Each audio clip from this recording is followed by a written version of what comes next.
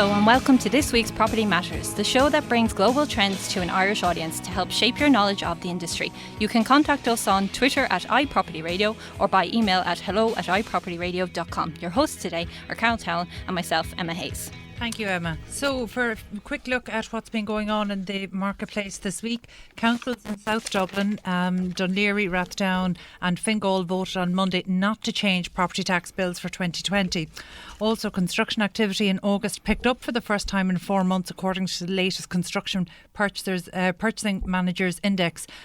Ulster Bank said the improvement in August reflected a better performance across the three main subsectors of housing, civil engineering and commercial. The housing sector saw the sharpest increase in activity last month and it remained the strongest performing category in August. However, the index revealed that new orders had decreased, with the August reading marking the slowest pace of new business growth in 4.5 years. So despite some positive indicators, confidence in the sector is at its lowest level since 2010. Separately, final bids are expected on the glass bottle site in Ringsend, according to the Irish Times. NAM has placed a minimum bid value of 125 million on the site. Now, also, we were discussing earlier that several weeks ago we reported that Dublin City Council hired 4 people to effectively police the use of illegally placed sandwich boards in the city centre. It has now been revealed that Dublin City Council has seized 57 sandwich boards from businesses in the first week of crackdown. Now, look, I think this is outrageous. I'm not excusing poor placement of these sandwich boards that cause mobility issues or accessibility issues. Yeah. But at a time when retail is clearly suffering, Dublin City Council should be using these resources to come up with a smart or digital solution that actually helps businesses. So I think this is outrageous that Dublin City Council are wasting resources and attacking businesses like that. But... Yes. You told me why I was wrong. Yeah. So why is that? I'm not saying I'm not saying I'm against it, but I suppose what I'm saying is that I've seen what sandwich boards. I've seen people kind of walking down the street, and I know a person that actually got hit by a sandwich board, and it kind of sliced the leg off her. And I suppose from that point of view, I understand that they do have challenges. I'm not just talking about mobility issues, but they do. So in some cases, on very small streets, they do block up for people that are on like scooters, which we're actually going to talk about in a while, but also powered transport. Yeah, look, I understand that, and I understand, for wheelchair users and for people with pushchairs and even for people who are sight impaired, exactly. Which actually includes me at the moment. So, I genuinely understand these issues. However, we know that retail is suffering. We know the city centres, and by the way, town centres are suffering as well. And sandwich boards are there to attract new business into the retailers. Okay. So surely, rather than hiring 4 new staff members, which is ridiculous, going on a rampage against these businesses, surely a call to action, a call for innovation could be put out, and to see what innovation can we come up with, what kind of digital solution. And I don't mean just a text alert as you're passing, they're invasive and they're annoying, but perhaps digital displays. There has to be a better solution than this. So and I think we talked about this earlier, and I agree with you. And if anyone is into technology out there, I think now is the time to kind of come up with a solution that might solve this problem. And also, we don't need businesses. Like they're saying, 6 have paid a €100 fee. They're saying that the annual charge is 630 levelling for new inspectors. It's all money. So are these the fees to get your sandwich boards back, or to have them out? €100 is the fee that you have to pay if you're after being found to have it without paying your annual licence. Okay. So this is the issue, the biggest issue at the moment. So I think definitely it is going to be a huge thing for shops and for restaurants, and especially because everyone walking by, you do need those signs there. I do agree with you 100%. You need some sort of signage, sort of alert to bring people maybe it is time we embrace a more digital solution. Maybe an augmented reality. Are people ready for that? I don't know. We're talking about tourist trails that would incorporate augmented reality to show your way around Dublin. We're talking about augmented reality tours of historic Dublin, but also other cities now are starting to use augmented reality for their signage. So for things like for signage that changes during the day. So, for example, where you can park at certain hours but not on other hours.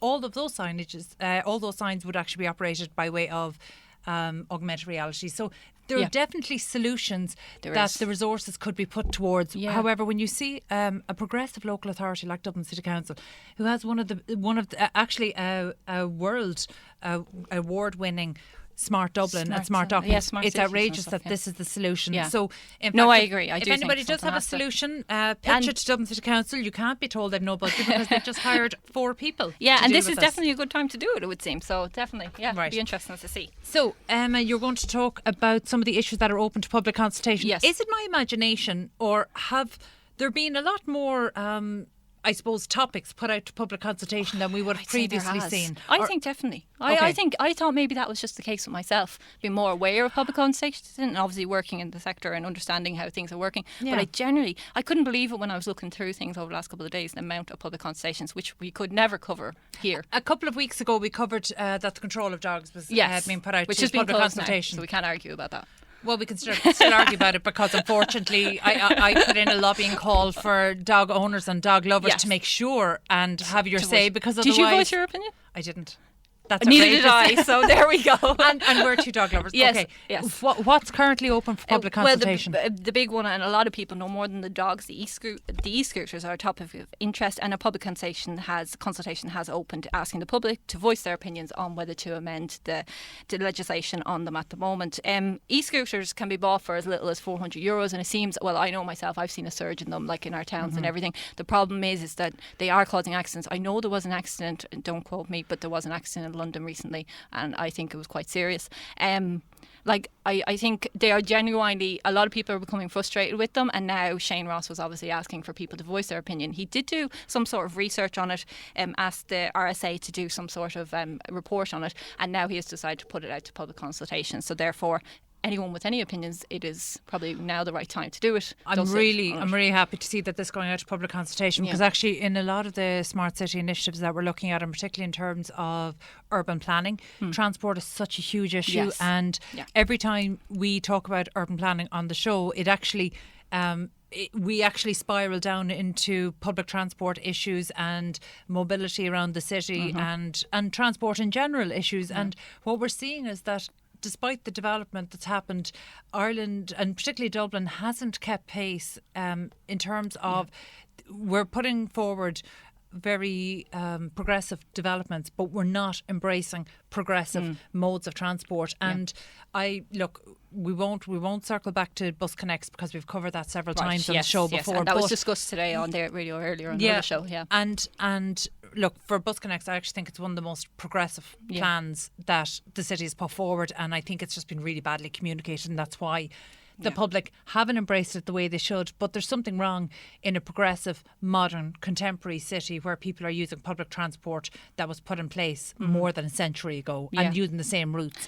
But this is where the e-scooters, I think, actually can really come into play because we need to reduce traffic. We need a more streamlined traffic. We need better choice. And by the way, I also think this is true for cyclists, and it's something we're going to be dealing with later on in the show. I'm delighted we have Louise Murphy here from Cyc-Lok to talk about that and to talk about the importance of it. But for e-scooter use, what I would recommend to anybody, that public consultation is currently open. If you feel strongly about this, voice your opinion. Where can people find out more information about that? Well, they can find out on placeengage.com and also on gov.ie.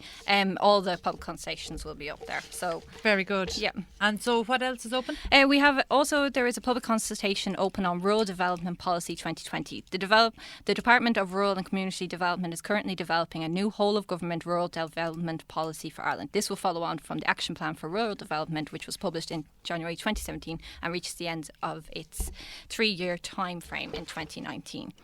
The new rural policy will be forward-looking with a 5-year time frame and will focus on strengthening our rural communities and economics.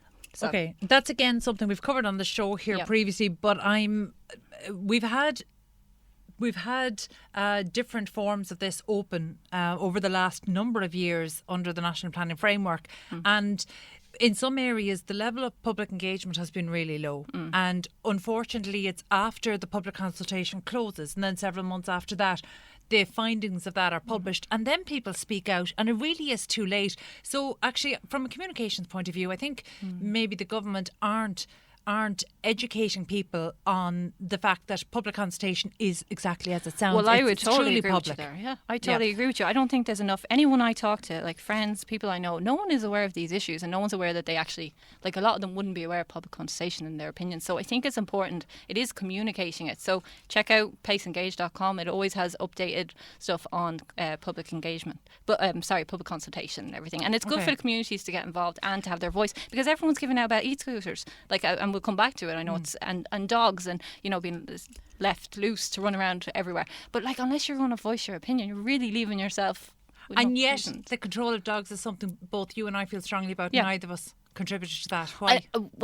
I forgot. I did not realise that it was closed, and actually I was going to cover it today, and then I realised it was closed, and I was like, right, well, we lost that opportunity. But yeah, lesson learned. And that's definitely. But is that communications that they about. need to work on then themselves, as opposed to, is there mismessaging going on there?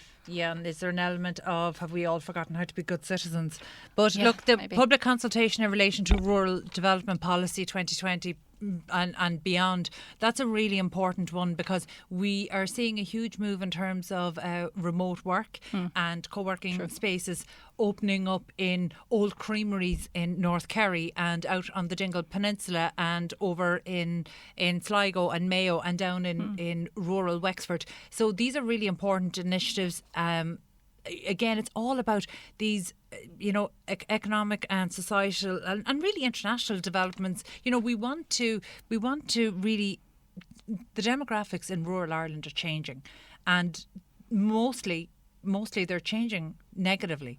So we need to actually do some stimulus there. And the frustrating thing here, we have so many bodies that are involved in this, and yet there doesn't seem to be kind of a joined up thinking. So maybe it's time that actually the community did get involved. Yeah, so definitely. Look, the public consultation for rural development policy is open until the 11th of October. Yeah. So I would encourage, and by the way, you and I both live in different counties, but in rural counties outside of Dublin. So actually there's one that you and I will both have an opinion about. So I think lead by example. Let's do that, because actually I see here for this, they're actually looking at the next version of what rural funding schemes would be, like CAP and Leader. And I, as working with business startups, I come across so many people who tell me that involvement with Leader and funding through Leader has changed their business. It's catapulted their business. So actually, this is something that we do need to be talking about. Definitely. So look, we'll resolve to make submissions to the rural. I'll add it to policy. the Asana list task.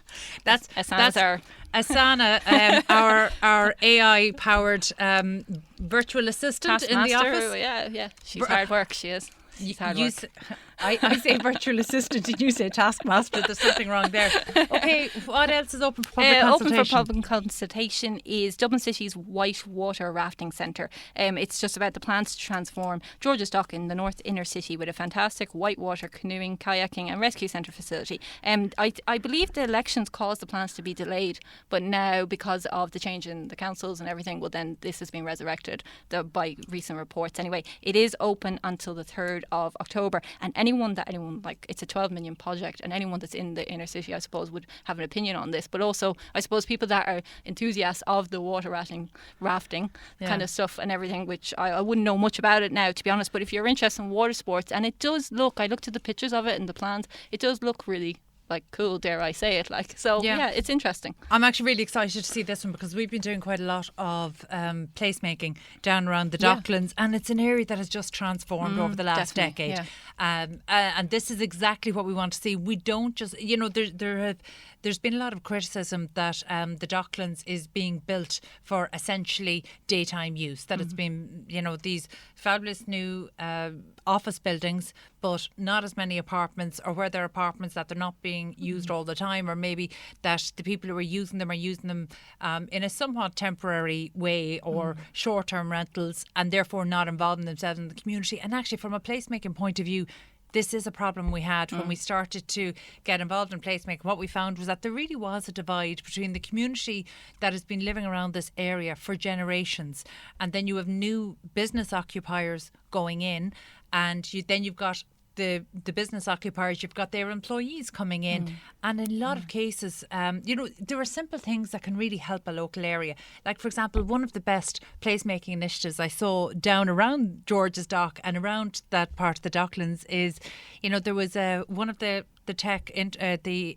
international tech employers, and I won't name which, but they were incentivising their staff, as they all do, by providing all food free in their premises. And in fact, that was actually seen to be not encouraging and not supporting the local eateries and the local places, and effectively it meant that their employees weren't leaving the office during the day because they didn't need to leave the office. So actually a simple act of, instead of providing food in their offices, by providing food vouchers for local eateries. So it not just stimulated business outside of the offices and in these local areas, but it actually got people out into these areas. Yeah. And you see buildings like the CHQ. I mean, I can remember a decade ago the CHQ was empty. It's doing really walking through, whereas now it's absolutely thriving. Yeah. So actually I think this is a really important one, and I think Limerick.ie were working on that. Didn't they do something like that with the food vouchers to kind of bring, so people go out and get food and everything like that? Did they? Yeah, I believe so, yeah. I didn't see that, but I think it's a great idea. And I think actually all their whole employers, initiative of building up Limerick City, and the way they've got a big plan of their future plans there and the digital city and digital strategy. So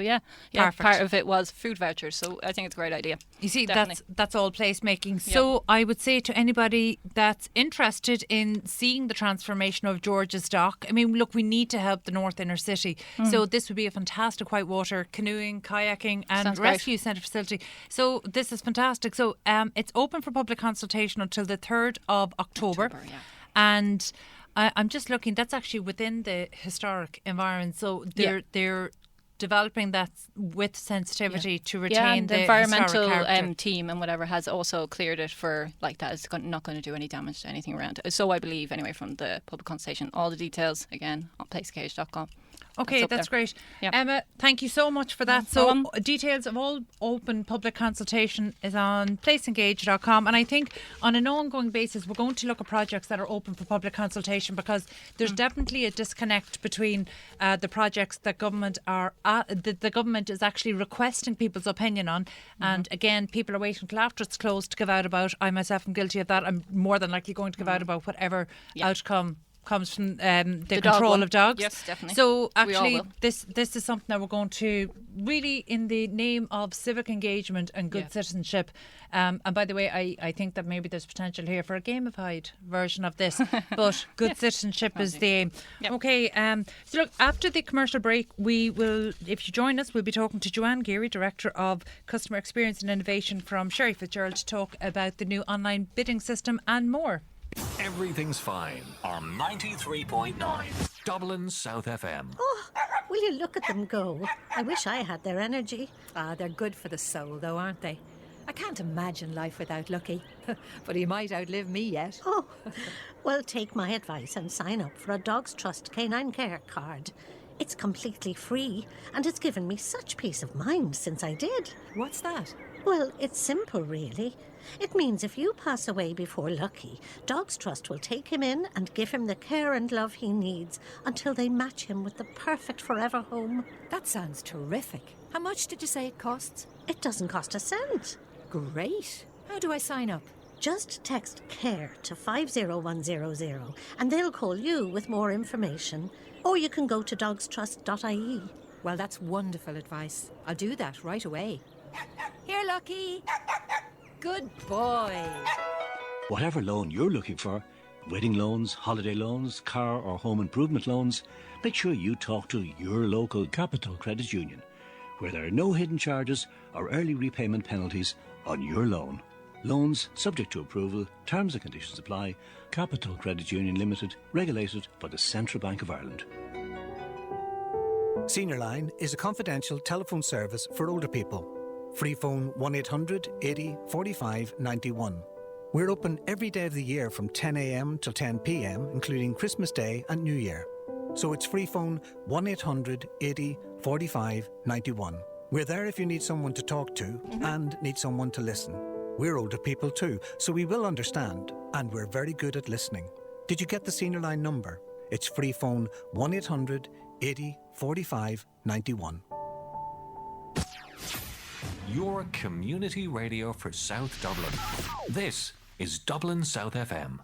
Now, welcome back to Property Matters here on Dublin South FM with Carol Tallon and myself, Emma Hayes. You can contact us on Twitter at iPropertyRadio or email us at hello@iPropertyRadio.com. As mentioned before the break, first up in studio with us today we have Joanne Geary, Director of Customer Experience and Innovation from Sherry FitzGerald. We're delighted to have you here with us today, Joanne. And thanks very much for coming over. Thanks very much for joining us, as I said already. I was just wondering, it's great to have you here because there's so much that we could speak to you about with Sherry FitzGerald, obviously a huge company, and I know you have been investing in digital platforms, and I was just hoping you could kind of give us some more insights on what's been going on with Sherry Fitz and the digital platforms. Yeah. If that's all right. Well, look, delighted. I mean, I suppose the first thing to say is, any form of technology in our business really is there to serve the customer, to make it a much better experience for them, if they're communicating with us, especially in that whole buying process. But the important point is really, smart technology is one thing, but actually you still need really good agents negotiating, communicating, advising, hand-holding the customer a lot of the time. So the technology is there really to enable our agents probably be a little bit more efficient, but also to provide, a slicker digital service. But it doesn't replace the agent, in the midst of it all. Yeah, I think it's great to see technology actually even be considered as a tool as opposed to an offering, because that's exactly what it needs to be. The fact that Sherry FitzGerald deal with 15% of all residential transactions in Ireland, it's good. It's representative of the residential buying community. Yeah. So how are buyers, particularly first-time buyers and inexperienced buyers, how are they finding this? Well, the reaction to date, first thing to say is we launched My Sherry Fitz last October. Yeah. So we're almost a full year into having rolled out the platform now. The buyer feedback and our customer feedback has been wholeheartedly positive. We've dealt with almost 1,000 offers that have, just shy of 1,000 offers that have come through our platform to date. So we've, again, about 9,500 registered users in our first rollout of this. It's available through all offices, all our 95 offices around the country. So, we've got the feedback from our buyers. We've done focus groups, we've done numerous surveys, we've spoken to people one-to-one. What our buyers tell us that they really like about the system is that transparency, that you can now see, at a glance, all offers that are available on a property. So just to explain to you how it works, a buyer goes on to mysherryfitz.ie, they register very quick email address, that's all we want from you. And if you want to see an offer on a property or make an offer on a property, we ask you just to register to do that. Once we approve you and we've checked that you are a real person, you're not a robot, we go through a small process around that. You can see the current highest offer on a particular property at that time, and you can make offers. That offer is then approved or rejected by the agent. So there is an agent still in the background, approving the offers on that property. This is not online auctions, it's not a system doing it, it's an agent actually there. And the agent very often is talking to you on the phone as well, giving you advice. Invariably people have questions as well about, the property. But usually what we find are that the people who are making offers through the system, they've already been along to a viewing. We know them, we've met them at viewings, they've spoken to us, we know that they're particularly interested in that property. So the transaction isn't going completely online? No, I mean, we're making that offers, the transparency piece around the offers has really been the disruptive piece probably for a traditional, private treaty sale, which 96% of the residential sales are still private treaty. Yeah. And the feedback that we were getting, as all agents get, is, buyers invariably were saying, I think I'm bidding against myself. I don't necessarily trust that there is another offer or other bidders involved in the process. And that was always, I suppose, part of the CX piece, the customer experience piece, that never sat very comfortably with us. In Sherry FitzGerald, for the last number of years, if you rang up to inquire on the status of a property, we were telling you over the phone what the level of offer was on that property. So we were telling you over the phone anyway, or telling you in person, or if you called into the branch.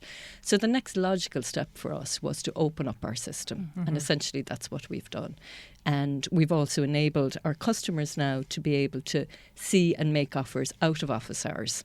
So essentially we're, as we say in our ads now, we're a 24/7 business. So you can make offers on properties, you know, see what the current status is at 9 o'clock on a Saturday night or 2 a.m. on a Sunday morning. You don't have to wait for us to be open at 9 o'clock in the morning. And actually, I did see that you've opened up to book in for viewings online, which, by the way, after working as a buyer's agent for a decade, that's something a decade and a half ago I would have absolutely welcomed. You know, so that's a huge thing, because actually I can remember even, you know, going back 5, 6, 7, 8 years ago, people actually hiring buyer's agents because their work meant that they weren't available 9 to 5, so therefore they simply weren't available to make the viewings or attend the viewings. And you know, obviously a couple of years ago we had the trend of only doing these open viewings, although that's I know that's changed somewhat again. We do a blend of both. We do open viewings, we also do, you know, private kind of one-on-one viewings.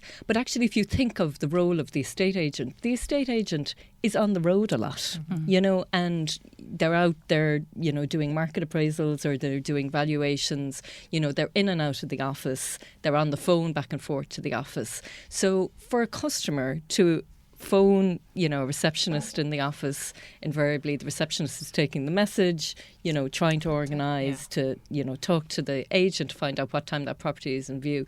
It could be, you know, days could go by before you get, you know, a response on, can I actually go and see that property? That's not a good experience. You know, people need to be, you can book your hair appointments online. You should surely be able to book in. I can't remember the last time I phoned a restaurant.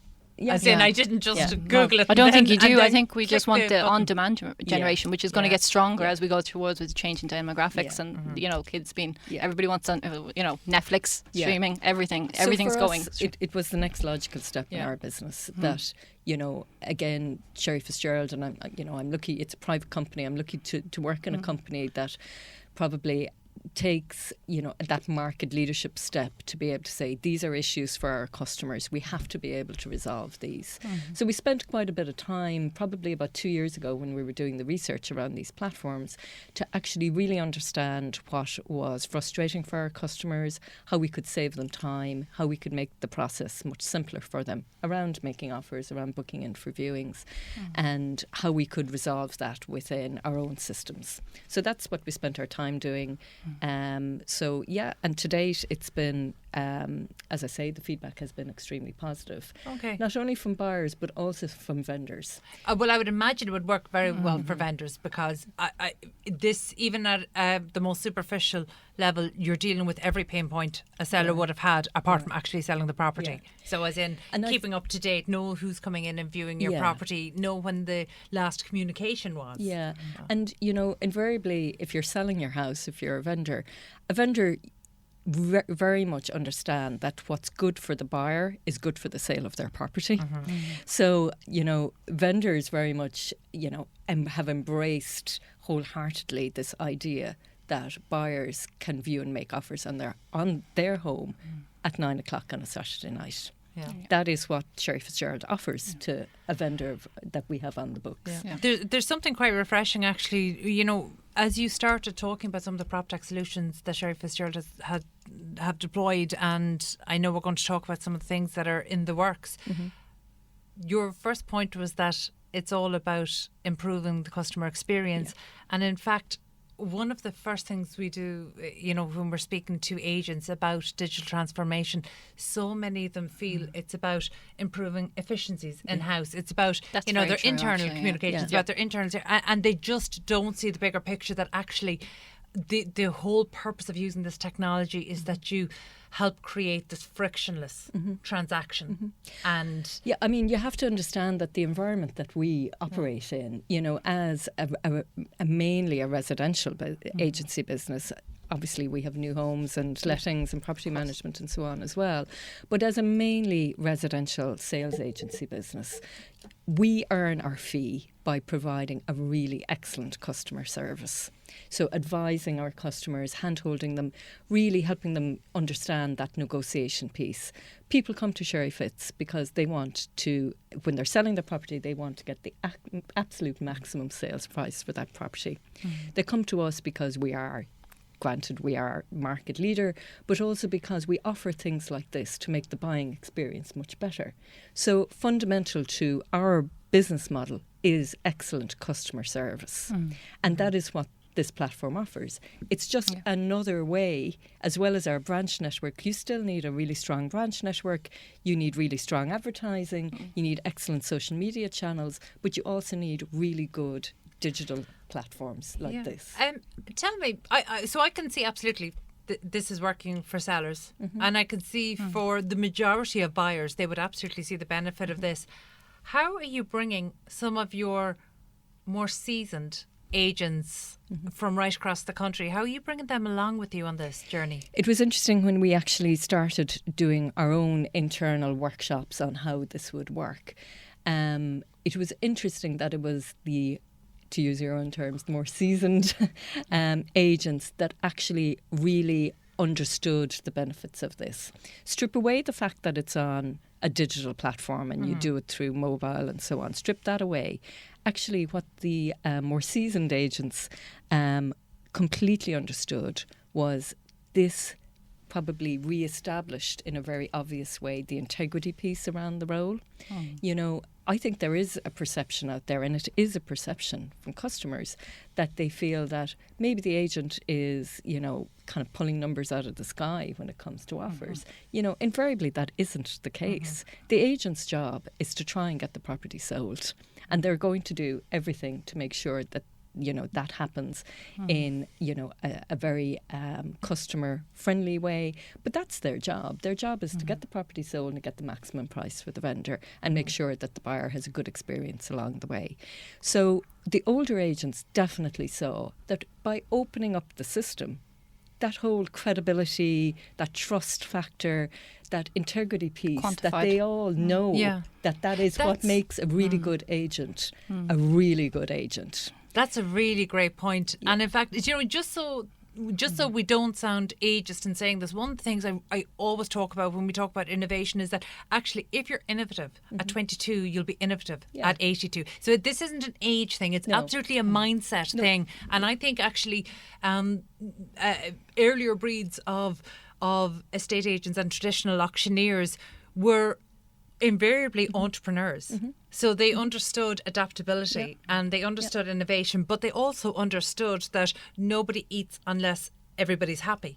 And this is a way to achieve everybody being happy. And really, I suppose the point you're referencing is a good one, which is this is about the experienced agents know that it takes a lot of advice and hand-holding to actually bring a buyer and a vendor, you know, to a conclusion point, you know. And there's so many variables along the way that property sales can fall out of bed as they do, you know.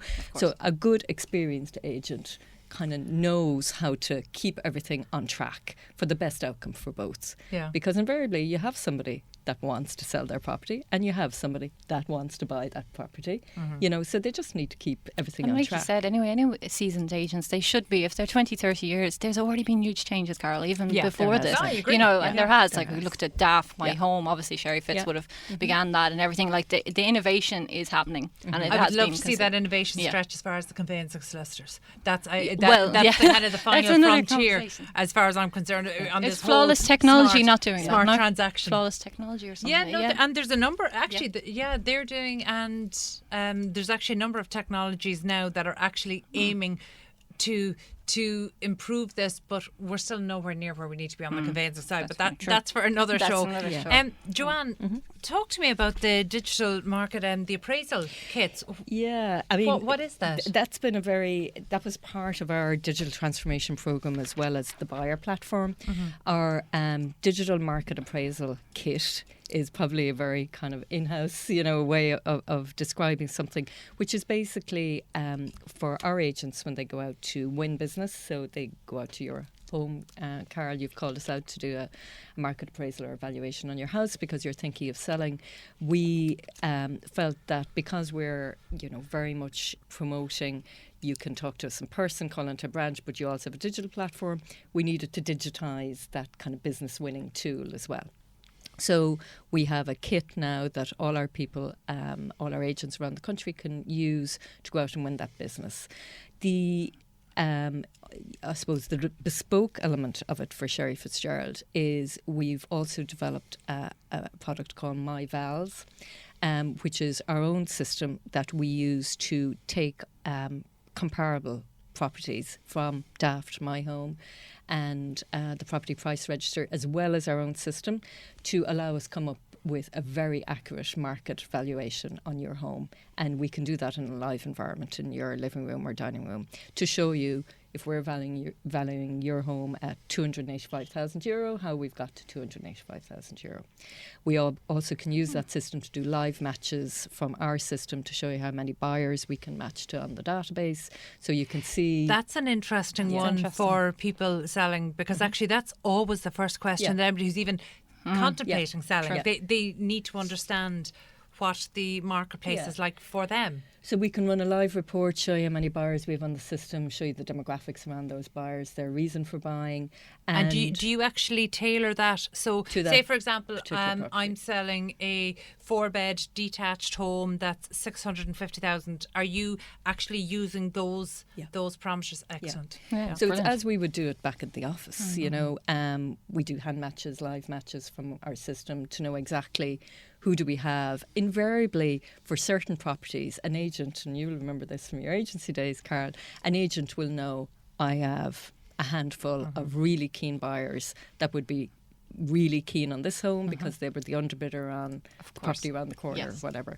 So, but we do that in our digital MA kit. We can do that.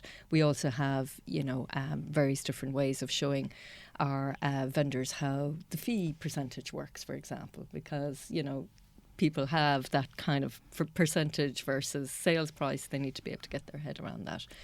Can you explain that? It's so, for example, our fee, it's how we would explain it. If we were putting your property on the market at a certain price, it would just calculate that for you.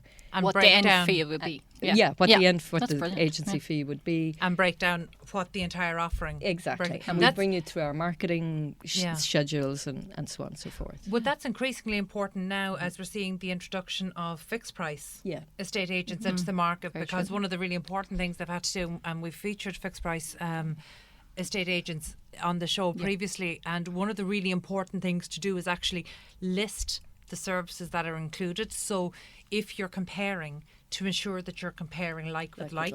So that's another really important one. I understand that you have recently introduced online chat. Yeah, online chat has been a feature of our business for probably about the last, I would say realistically, 6 months or so. But you're not using chatbots? Not at the moment. So we're all using hands-on? Live people, humans, to manage our chat. Real people, talking to real people. And are these in local offices, or is it only happening kind of in Dublin? We have a panel of people that work within the group that would deal with all online chat queries that come through the website. An interesting feature of the website, actually, as well as online chat, and I just felt this would be worth mentioning in today, we've had a big upsurge in interest from international traffic. So we've had 30% increase from UK visitors in the last 3 months. And in the month of August probably alone, not surprising, we've had 45% increase from US visitors. Now, that isn't... 45% from US From US visitors. in August alone. Wow. Now, the Trump effect, the Boris effect, That's I amazing. think, certainly that international traffic coming to sherryfitz.ie has definitely increased in momentum hugely in the last period. Not that surprising.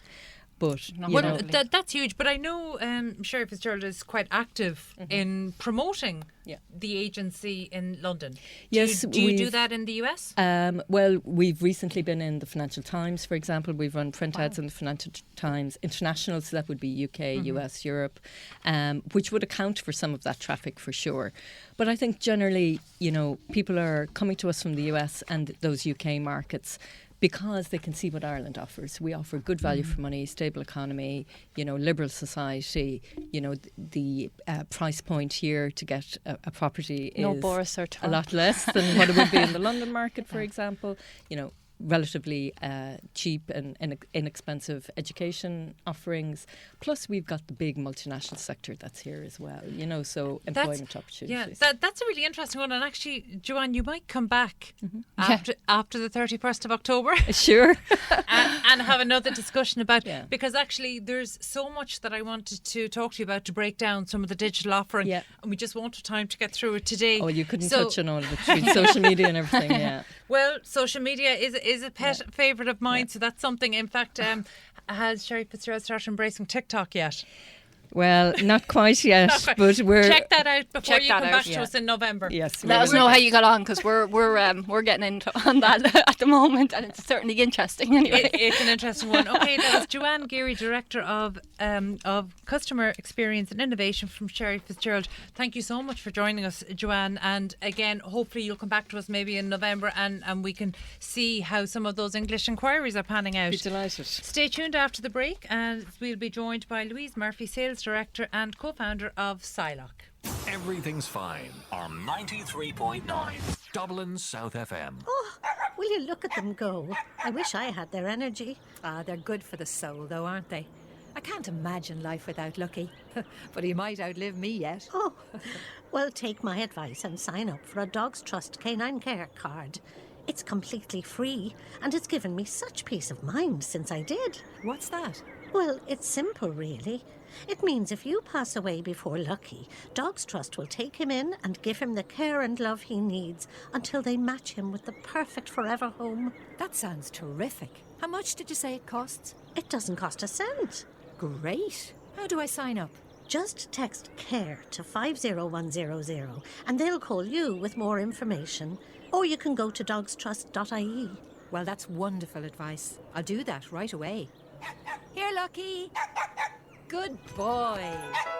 Whatever loan you're looking for, wedding loans, holiday loans, car or home improvement loans, make sure you talk to your local Capital Credit Union, where there are no hidden charges or early repayment penalties on your loan. Loans subject to approval, terms and conditions apply. Capital Credit Union Limited, regulated by the Central Bank of Ireland. Senior Line is a confidential telephone service for older people. Free phone 1800 80 45 91. We're open every day of the year from 10 a.m. till 10 p.m, including Christmas Day and New Year. So it's free phone 1800 80 45 91. We're there if you need someone to talk to and need someone to listen. We're older people too, so we will understand, and we're very good at listening. Did you get the Senior Line number? It's free phone 1800 80 45 91. Your community radio for South Dublin. This is Dublin South FM. Welcome back to Property Matters here on Dublin South FM with Carol Tallon and myself, Emma Hayes. As mentioned before the break, in studio with us now is Louise Murphy, Sales Director and co-founder of Cyc-Lok.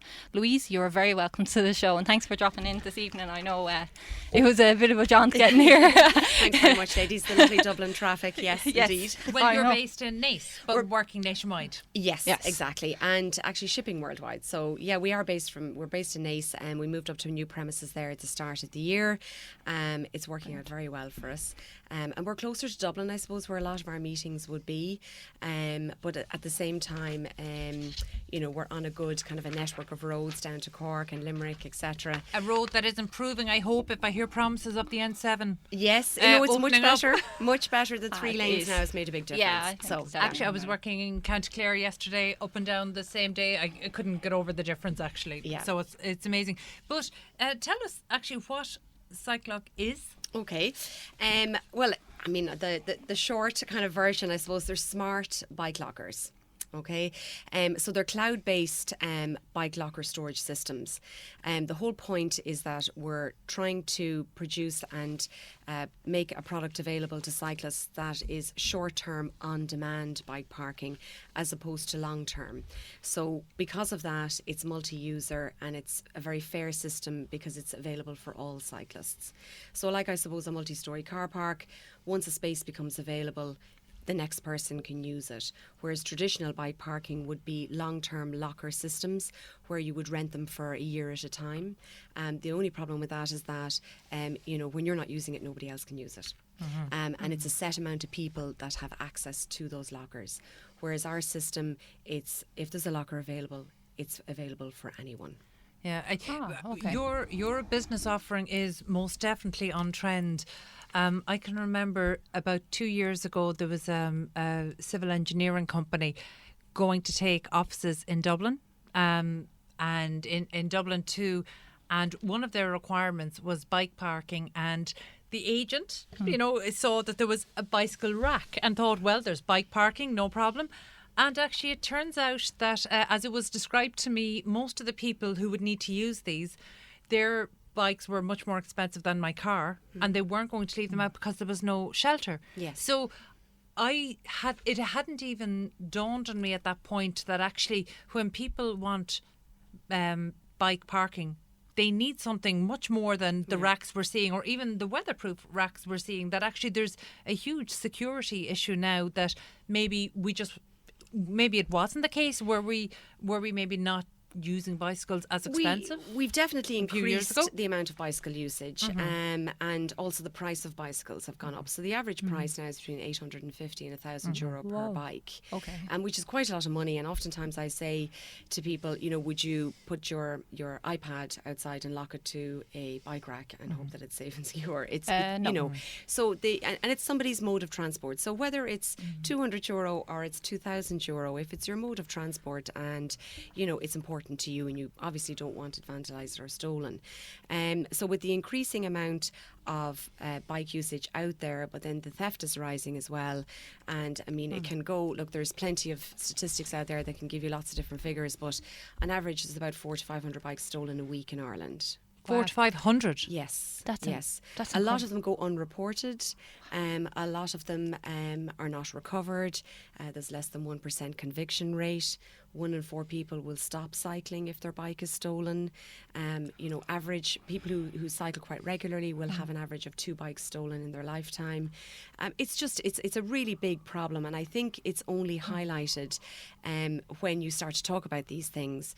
For example, Dublin City Council are putting out bike stands at the moment, and their aim is to put out about 2,000 of them a year. That's not going to cover the growth in cycling, but unfortunately it's not also covering the security issue, because when you see, are these the new smart locks? No, they're just bike racks. They're just simple bike stands like Sheffield stands.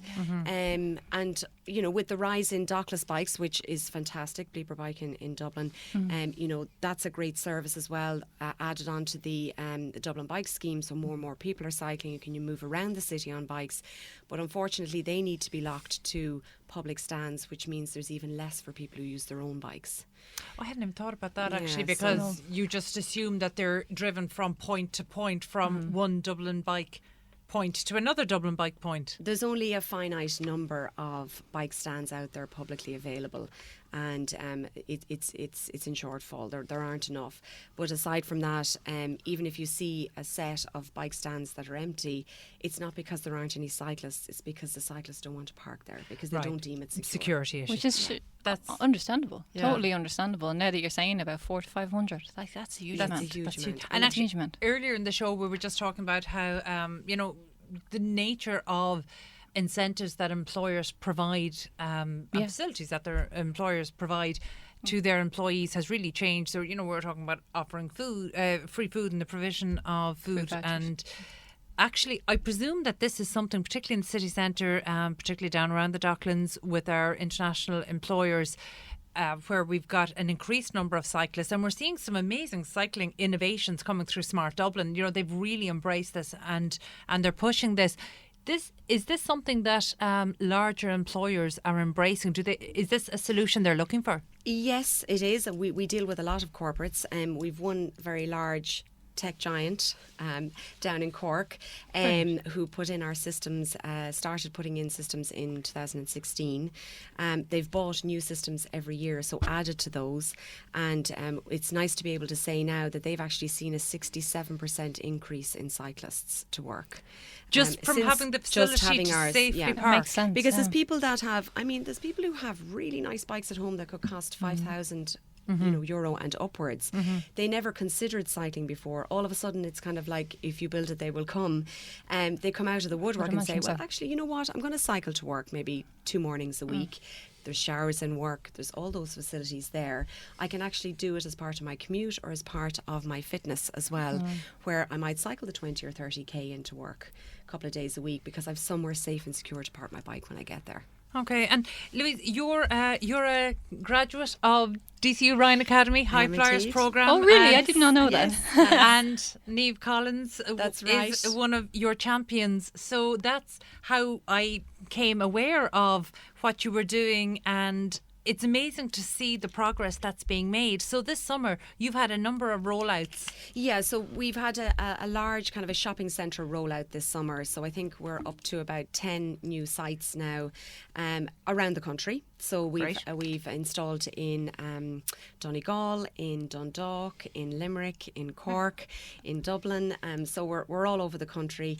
And the shopping centres, it works very well because you have a lot of staff that cycle to work, work in the shopping centres, but also then you've got the customers arriving, and there's some great statistics out there that show that if you bring an average of 12 people to a car parking space on bikes, they will actually increase the retail spend fourfold in the area. So sorry, can you repeat those figures? So they spend more money basically, so it's fourfold. 12 people coming to one car parking space in a retail area. It's a Melbourne study that was done. I suppose that makes sense, doesn't it? Yeah. So if you encourage cyclists to come to your site, they will spend more money.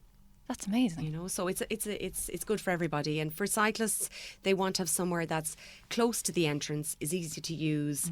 They don't want to have to go down to an underground car park miles away. Is that normally what happens? Well, that's where bike parking ends up, because it's quite unsightly if it's just racks and stands. So what we're trying to educate the market is, no, actually you can have a really nice piece of street furniture outside your front entrance where you can house bikes there, and it looks really well. It can act as a feature. We can wrap the units as well for advertising, and we can also put screens in the tower for additional advertising. So you can roll these out anywhere, I suppose. Exactly, and like I was at a hotel a couple of weeks ago, and we stayed for the weekend, and I remember at 5 o'clock you saw loads of people leaving on their bikes because it's quite 5 o'clock in the morning. 5 in the evening. Okay. And no, I wasn't up at that time. But basically all these people were leaving, and then but when you walked around the hotel, there was just bikes everywhere, and it was in the middle of nowhere. So I'd say a lot of people in local communities were kind of cycling their bikes, and I was kind of thinking, gee, like, would you really leave your bike on the ground? Like, and I suppose, Is that what they were doing? yeah, and I was just, now that you're saying it, like, that would be a great solution. That hotel to Louise. Yeah. Yeah, you want to, yeah. I don't know, like, Yeah. it just goes to show, like, you know, that there's obviously solutions for everything. I wasn't aware of Cyc-Lok. I mentioned it to my daughter the other day that you were coming on, and she showed me where you are in Nace, just crossing. Right, yes. Well, she knew this. She's 11, and she was like, yeah, and you put the fantastic. bike in there, and that's it. 11-year-olds are far more aware of actually the changes that need to happen. It's amazing. From a sustainability point of view as well. So actually, I think they're far more clued in. So, Louise, I understand just, we were discussing earlier about planning regulations that have changed. Yes. So that actually benefits you, but it benefits, more importantly, bicycle owners. Yeah. So can you explain those to us? Well, there's a big move towards a sustainable environment. It's all the planning regulations around providing the proper facilities and infrastructure for cyclists.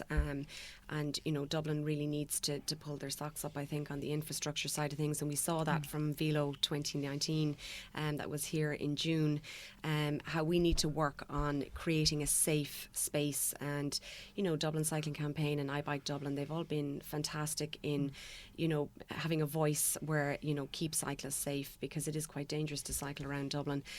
But then it's all fine if you have this fantastic infrastructure, then you need somewhere to park the bikes when they get to their destination.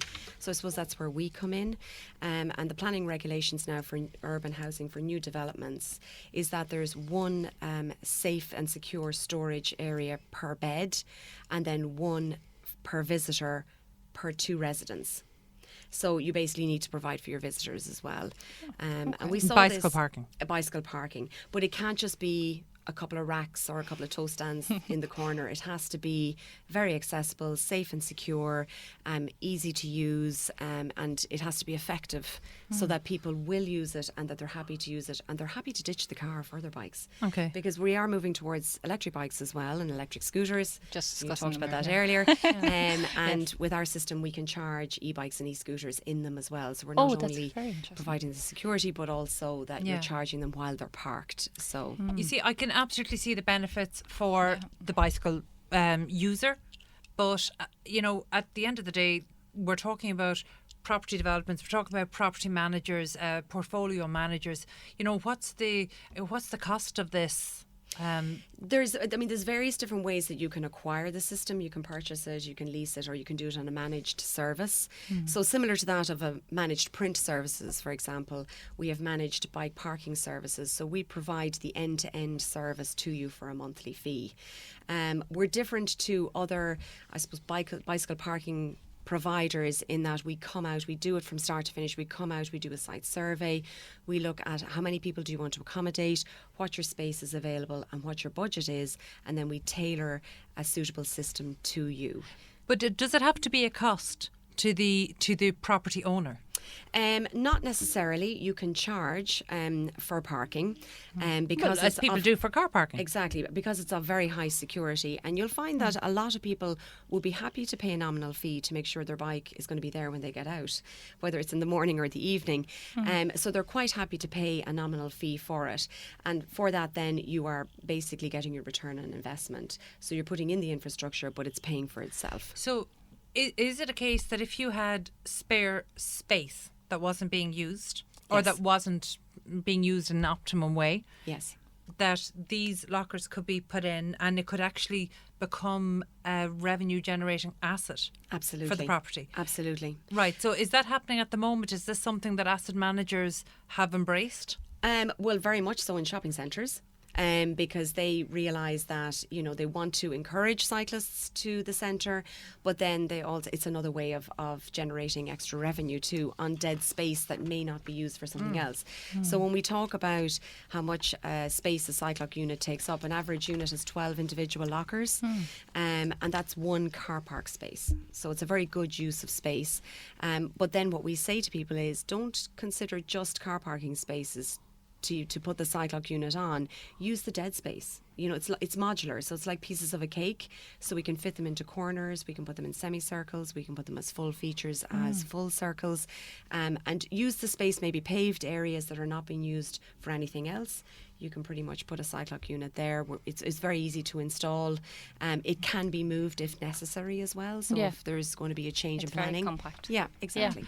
Louise, where can people go to find out more information? Well, you can go to our website, cyclok.ie, that's cyc-lok.ie, or info@cyclok.ie. Well, brilliant. Thanks very much, Louise. That was Louise Murphy, Sales Director and Co-Founder of Cyc-Lok. Thank you for joining us today. That's it from us in studio today, and thank you for joining us on Property Matters, the show where property matters. Get in touch with the show by emailing hello@iPropertyRadio.com or on Twitter @iPropertyRadio. Okay, and we'd also like to thank our guests for joining us here today, and thanks to Shane Flynn, who's on sound for the very last time as he's leaving us for Japan. So best of luck on your travels, Shane. We're back at the same time next week with Brian Fox back at the helm. Thank you, Emma, for filling in. So from Emma Hayes and myself, Carol Tallon, have a great week.